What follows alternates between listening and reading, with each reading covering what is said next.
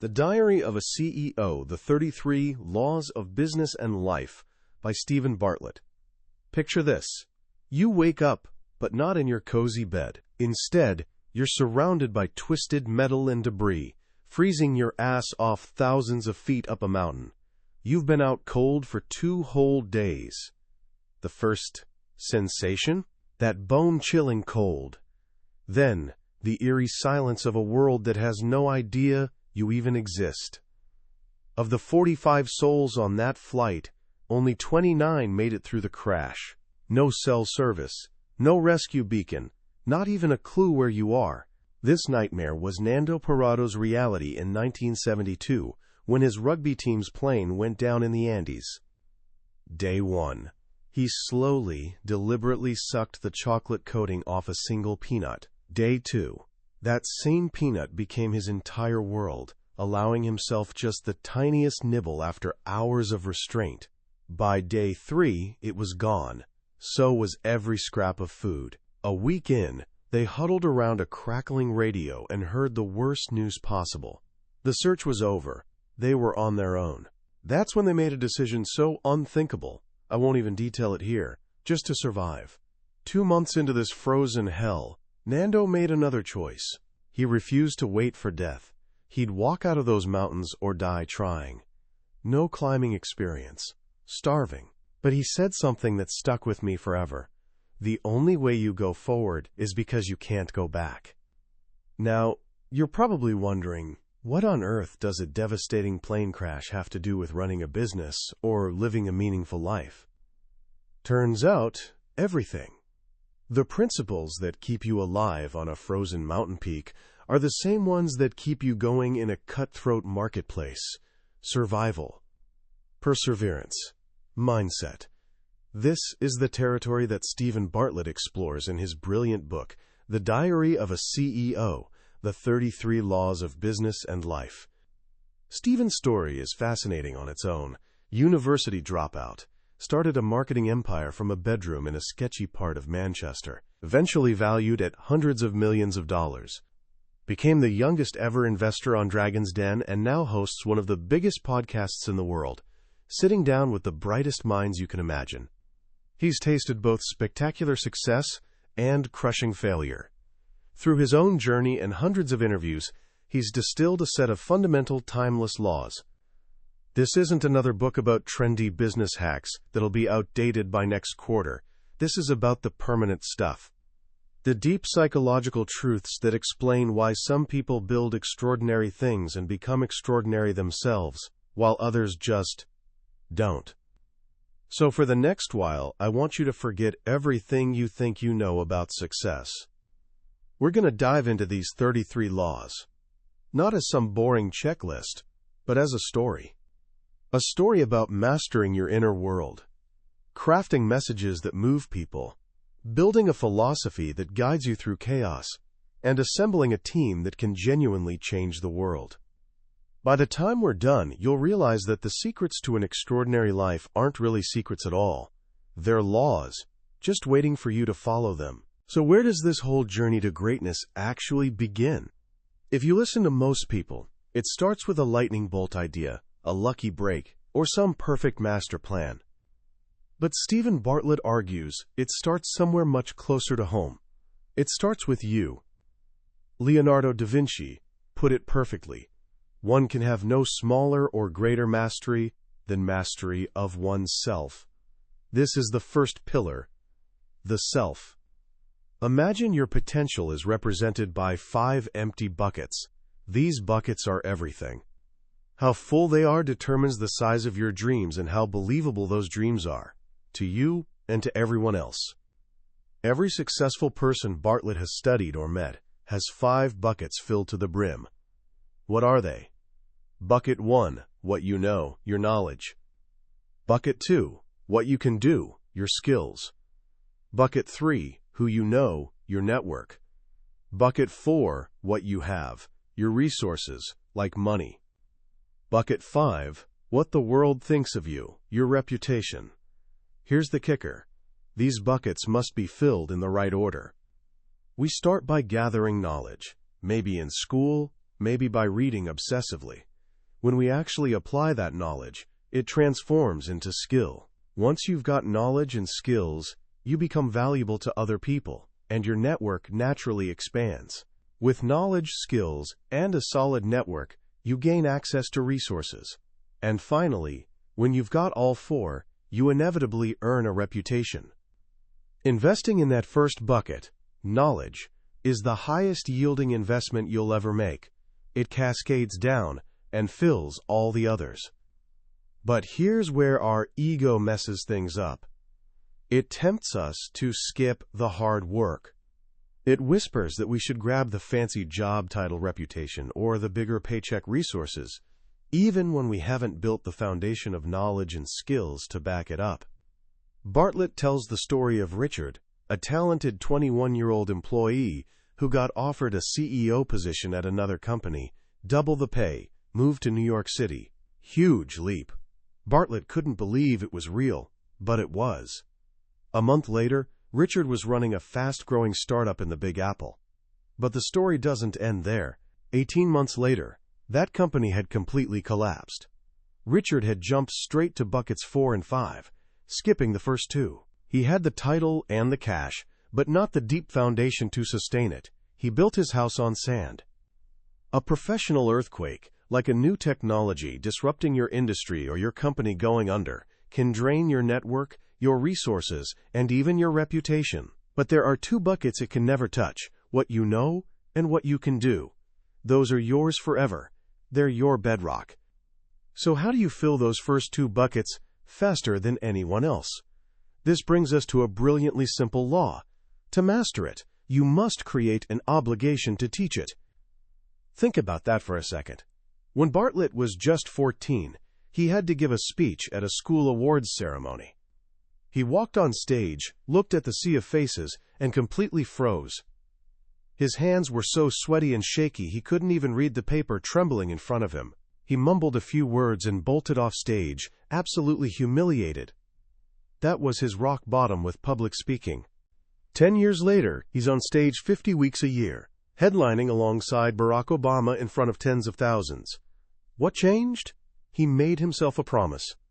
Every single day, at 7 p.m., he'd write down a single idea and share it online, a tweet or a short video. That daily obligation forced him to learn, to simplify complex thoughts, and to articulate them clearly. It made him a sharper thinker, a better writer, and a confident speaker. The spiritual leader Yogi Bhajan said it beautifully. If you want to learn something, read about it. If you want to understand something, write about it. If you want to master something, teach it. By creating a social contract with his small audience, he had something to lose: their attention, his reputation. This is what people call having skin in the game. It raises the stakes dramatically. Want to actually understand a company? Buy a few shares of its stock. Suddenly, you're paying way more attention. Want to get fit? Start a group chat where you share your daily workout. The fear of losing face is a shockingly powerful motivator. Scientists call this loss aversion. Our desire to avoid losses is stronger than our desire to chase gains. This process also forces you to simplify. Fitting an idea into a tweet means you have to distill it down to its pure essence. This is the Feynman technique, named after the Nobel Prize-winning physicist Richard Feynman, who had an incredible gift for explaining complex ideas simply. He once said, "If you can't explain it to a freshman, you don't really understand it." The steps are straightforward. Learn the topic. Then try to teach it to a child using simple words. Share it publicly. Blog, stage, dinner table, doesn't matter. Finally, review the feedback. Did people get it? If not, you've got more learning to do. That's the path to mastery. But mastering yourself isn't just about what you know. It's about how you interact with the world, how you navigate conflict, and how you actually change minds. Which leads us to a law that sounds completely backward at first. You must never disagree. Think about the last real argument you had with a parent, friend, partner. Did it end with someone genuinely saying, "You know what? You're right, I was wrong"? Almost never. The moment we start a sentence with, "I disagree," or "you're wrong." Something fascinating happens in the other person's brain. It shuts down. Neuroscientist Tali Sharot ran an experiment where she put pairs of people in brain scanners and had them make financial judgments. When they agreed, their brains lit up like Christmas trees. They were open, receptive, confident. But the second they disagreed, their brains went dark. They literally stopped listening. The stronger your argument, the more evidence you pile on, the more they shut down. It's pure defense mechanism. This is why arguing about politics or climate change with someone on the opposite side feels like screaming at a brick wall. Once the brain is closed for business, the facts don't matter anymore. So what do you do instead? You find common ground. You start with what you actually agree on. "I can see why you'd feel that way." Or, "That's an interesting point, and I agree with you that..." By starting from agreement, you keep their brain receptive and engaged. Only then can you gently introduce your own perspective. The goal isn't to win the argument, it's to be heard. And you can't be heard if the listener's brain has already hung up on you. Our words should build bridges, not walls. This idea of influencing others brings us to one of the deepest truths in the book. You do not get to choose what you believe. Sounds disempowering, right? But stay with me. Imagine a terrorist is holding someone you love at gunpoint. He says, "If you don't genuinely believe, right now, that I'm Jesus Christ, I will pull this trigger." Could you do it? You could lie. You could say the words. But could you, in your heart, truly make yourself believe it? No, not even to save a life. This reveals something profound about our minds. Our beliefs aren't choices. They're conclusions based on evidence we've collected throughout our lives. You don't still believe in Santa Claus, do you? Not because you chose to stop, but because you encountered overwhelming evidence to the contrary. The evidence doesn't even have to be true. It just has to be convincing to us. This is why some people believe the Earth is flat, or that aliens are communicating through crop circles. They have their own evidence and their own trusted sources.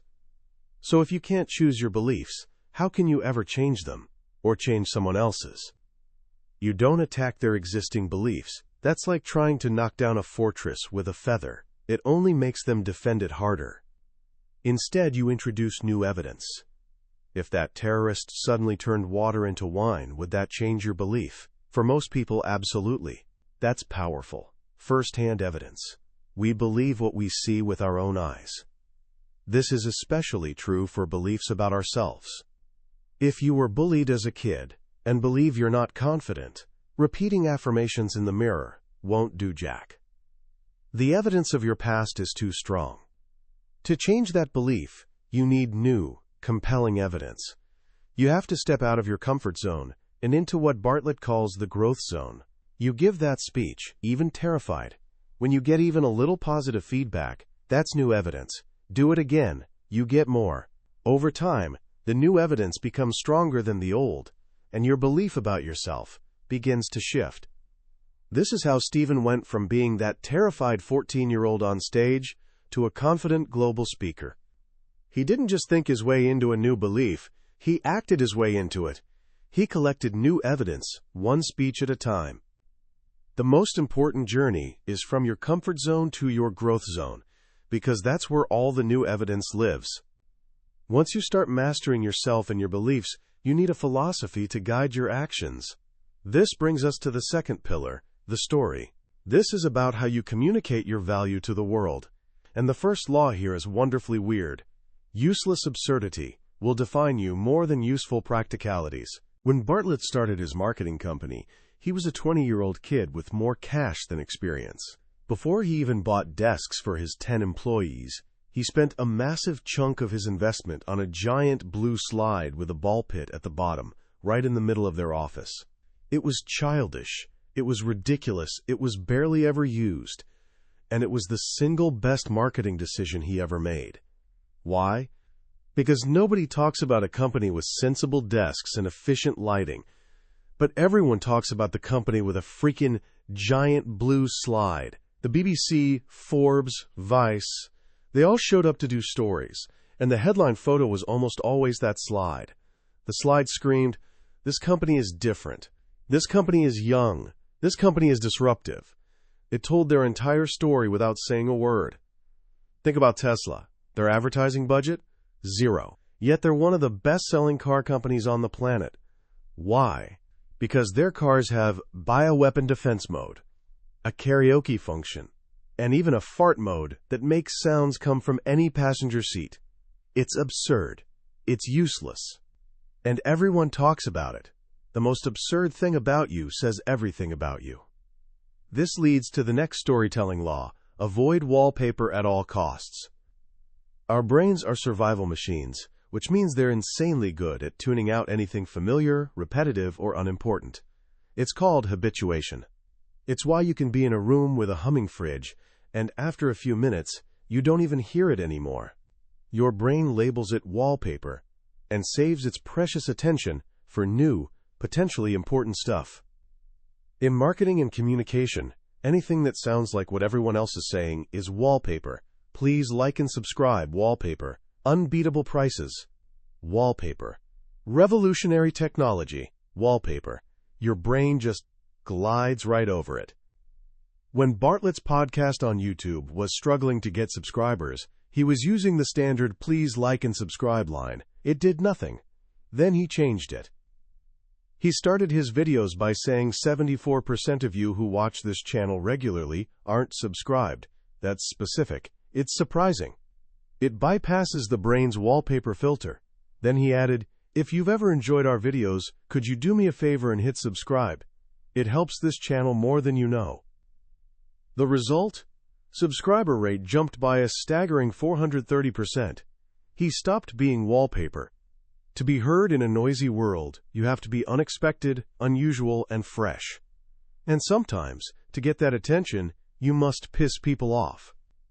Jane Werwand, founder of the billion-dollar skincare brand Dermalogica, has a simple marketing philosophy. We have to be prepared to piss off 80%, or we'll never turn on 20%. If you try to be for everyone, you end up being for no one. You become mediocre, bland, forgettable. A brand triggers an emotional response. Indifference, when people don't love you or hate you, is the least profitable outcome. If some people hate you, it's a sign that some people will love you. You've made them feel something. You're not wallpaper. Once you've got their attention, you have to deliver value.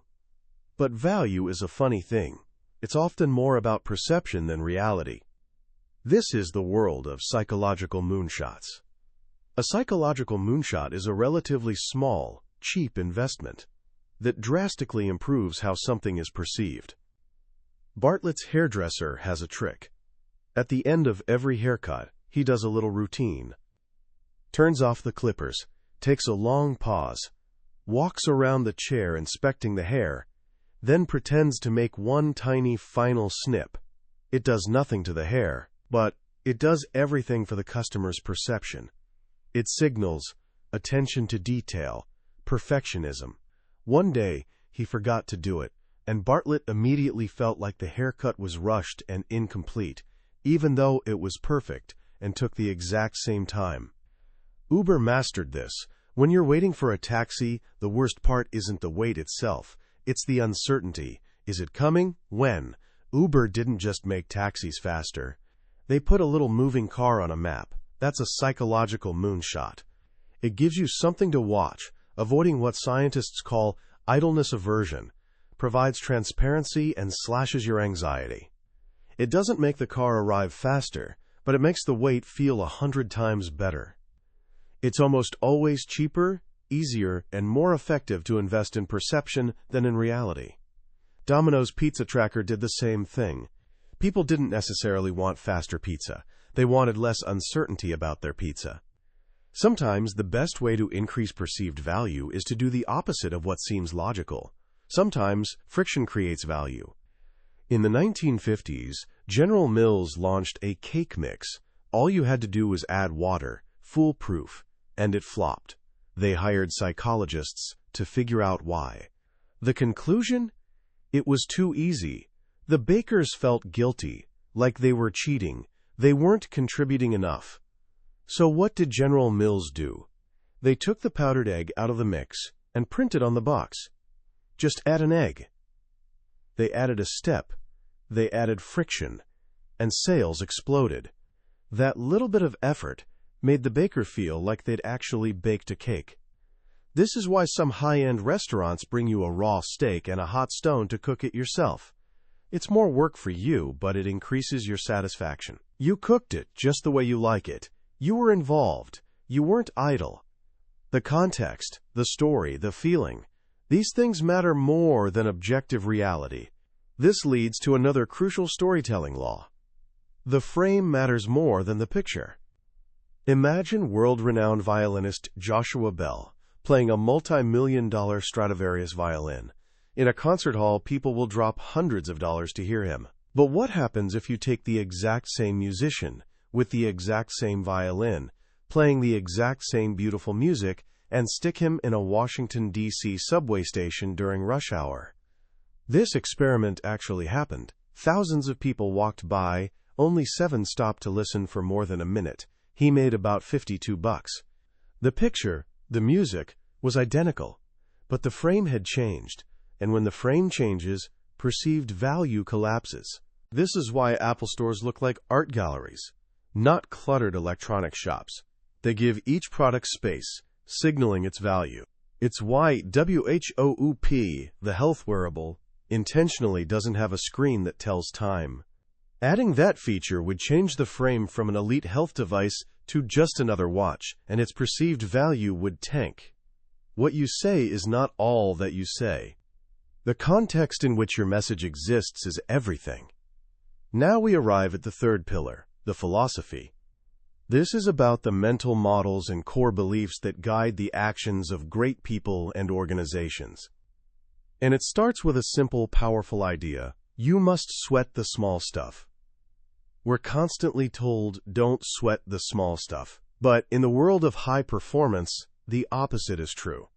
The easiest way to do big things is by obsessing over the small things.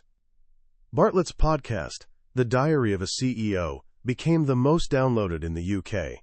Not because he's necessarily the best interviewer or has the most famous guests, but because his team obsesses over thousands of tiny details. They research a guest's favorite music and play it softly when they arrive. They've determined the optimal room temperature for conversation. They use AI to test thumbnails and titles weeks in advance. This philosophy has a name, Kaizen. It's a Japanese term for continuous improvement.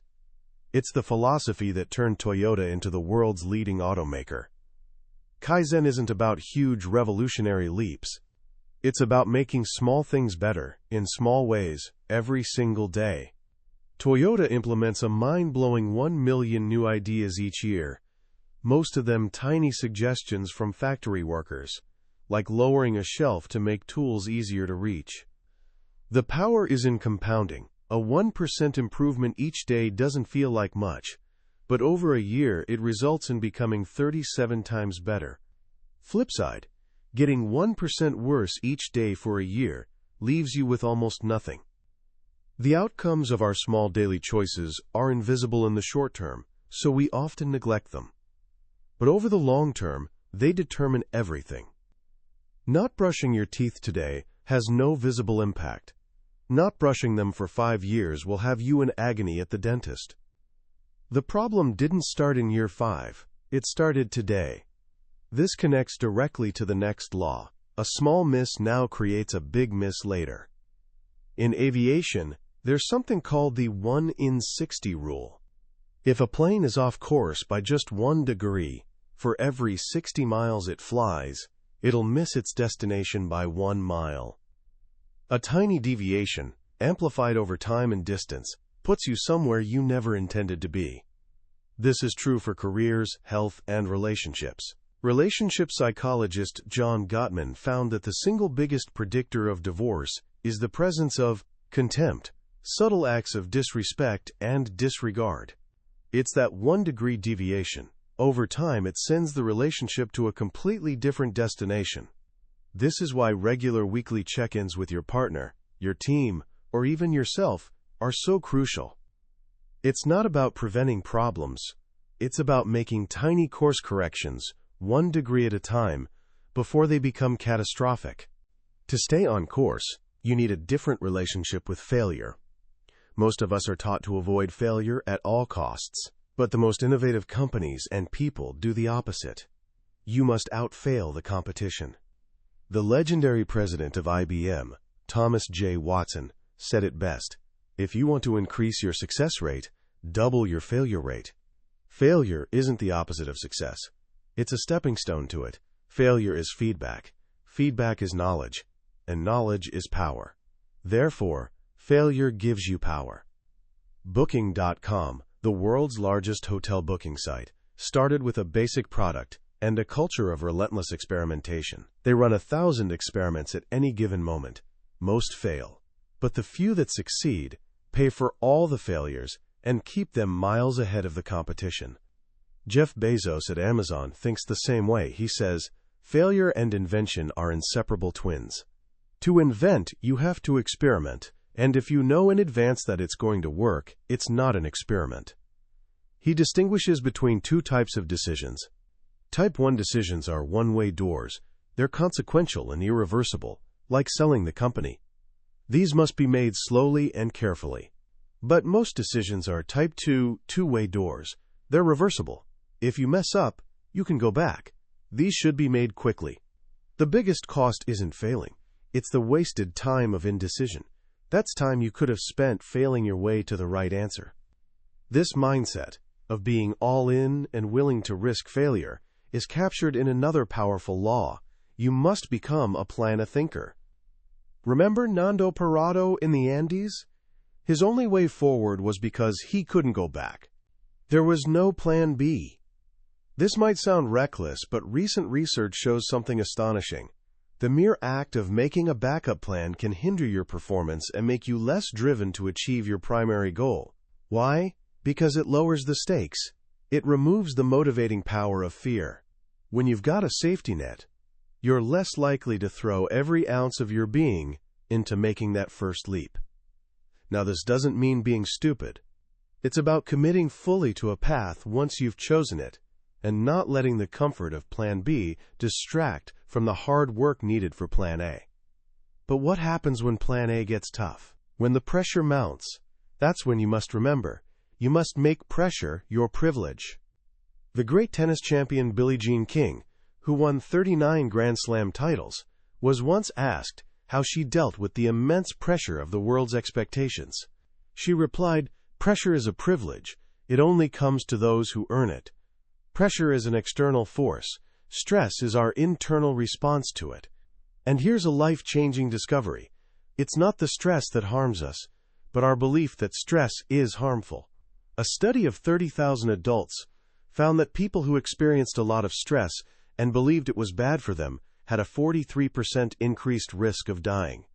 But people who experienced a lot of stress but didn't view it as harmful, they had the lowest risk of death of anyone in the study. When you feel your heart pounding and your breath quickening, don't interpret it as anxiety. Reframe it. See it as your body energizing you, preparing you for the challenge ahead. This simple mindset shift can literally change your cardiovascular response to be healthier, more like what you experience in moments of joy and courage. The most meaningful challenges in life, building a business, raising a child, climbing a mountain, will all come with a few cold, dark nights. That pressure is a sign you're on the right path. Finally, we arrive at the 4th pillar, the team, because no one builds anything great alone. And the first rule of team building is simple. Ask who, not how.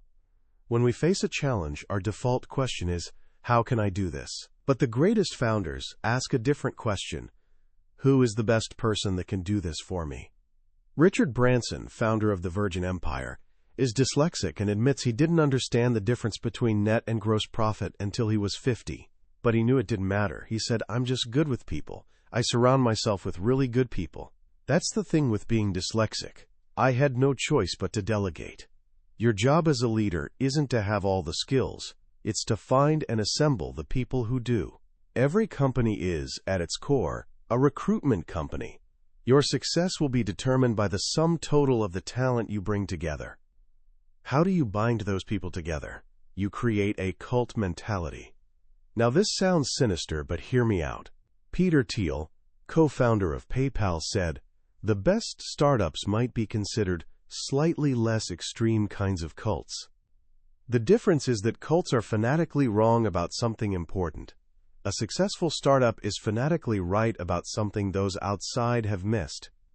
It's about creating a tribe of like-minded people, fiercely devoted to a shared mission. This is especially true in the beginning. The first 10 hires define your company's DNA forever. If the culture is strong, new people will become like the culture. If the culture is weak, the culture will become like the new people. To protect that culture, you need a clear framework for who belongs on the team." Bartlett offers a simple one he calls the 3 bars for building great teams. For any employee, ask yourself, if everyone in this organization had the same cultural values, attitude, and level of talent as this person, would the average bar be raised, maintained, or lowered? It's a clarifying question. Bar lowerers, no matter how talented, are toxic. They need to go. Bar maintainers are fine. But you build a great company with bar raisers. You promote them, you empower them, and you build the culture around them. The legendary football manager Sir Alex Ferguson was a master of this. He was known for selling star players at the peak of their careers, like David Beckham, the moment he felt they were becoming bigger than the club and threatening the team's culture. He knew that no single player was more important than the integrity of the team. Once you've got your team of bar raisers, how do you lead them? Here we find the most counterintuitive law of all. You must be an inconsistent leader. Every leadership book preaches consistency. Treat everyone the same. Be fair. But the greatest managers, like Sir Alex Ferguson, do the exact opposite. He knew that to get the best out of a team of unique individuals, you can't have a one-size-fits-all approach. You have to be a different shape for every person. One player might need the tough love hairdryer treatment. Another might need a compassionate arm around the shoulder. A great leader is an emotional chameleon, adapting their style to unlock the potential in each person. It's not about being unfair, it's about being effective. To do this, you have to know your people, their fears, their dreams, their motivations. When you're in the business of leading people, emotional management is everything. And to keep those people motivated, you must leverage the power of progress. What's the single most powerful motivator at work? It's not recognition, it's not pay, it's not incentives. It's simply the feeling of making progress in meaningful work. Even a small win. When people feel like they're moving forward, their emotions are positive and their drive is at its peak. This is the secret behind the marginal gains philosophy that transformed British cycling from a laughingstock into a global powerhouse. They stopped fixating on the distant goal of winning medals and started obsessing over making tiny 1% improvements every day. That constant feeling of small progress created unstoppable momentum. As a leader, your job is to create an environment where small wins are possible, visible, and celebrated. Set clear goals, give people autonomy, remove friction, and then broadcast their progress. When people feel like they're on a bus that's actually going somewhere, they're happy to be along for the ride. As we step back and look at these 33 laws, a beautiful, cohesive picture begins to emerge. Success, it turns out, isn't a lottery ticket. It's not a single brilliant idea that strikes like lightning. It's a system. It's a set of interconnected principles, rooted deeply in human psychology, that can be learned and applied by anyone. What I find so powerful about Steven Bartlett's work is its raw honesty. He strips away the myths and the glamour and gets to the uncomfortable truths. The truth that your success starts and ends with your own self-mastery. The truth that much of what we call value is just perception, a story we tell ourselves. The truth that failure isn't something to be avoided, but something to be actively pursued. The central thread tying all these laws together is a profound understanding of human nature. We're not the rational, logical beings we like to think we are. We're emotional, biased, and driven by ancient survival instincts. We ignore the familiar, we're drawn to the absurd, We overvalue what we own, and we're powerfully motivated by the feeling of progress. Acknowledging this isn't a weakness, it's a superpower.